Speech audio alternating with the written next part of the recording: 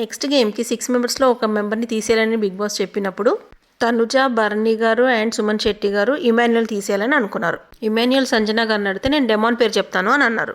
Emmanuel are డెమాన్ని కాకుండా either బర్నీ గారు లేదా సుమన్ శెట్టి గారిని చూస్ చేసుకుంటే మీరు గేమ్లో ఉండే ఛాన్సెస్ ఉంటాయని క్లియర్గా చెప్పారు ఇమాన్యుయల్.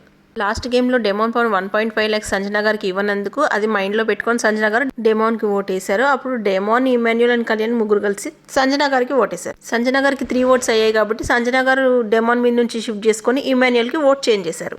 సో ఇమాన్యుయల్కి 4 votes, సంజన గారికి 3 votes, సంజన సేఫ్ అని అనుకున్నారు. బట్ ఇక్కడ తనుజ గారు గేమ్ ప్లాన్ చేసుకొని సంజన గారు ఓట్ చేంజ్ చేశారు కాబట్టి నేను కూడా ఓట్ చేంజ్ చేస్తున్నాను, from Emmanuel I will shift my vote to Sanjana గారు అని చెప్పారు. సో సంజన గారికి 4 votes వచ్చాయి, ఇమాన్యుయల్కి 3 votes వచ్చాయి. సో సంజన గారు అవుట్ ఆఫ్ ద రేస్ అయ్యారు. ఇమాన్యుయల్ క్లియర్గా ఎక్స్ప్లెయిన్ చేసినా కూడా సంజన గారు అర్థం చేసుకోకుండా తన చేతులలో తను race out of the race అయిపోయారు. డీటెయిల్ వీడియో ప్లే బటన్ పెట్టాను, ప్లీజ్ చెక్అవుట్.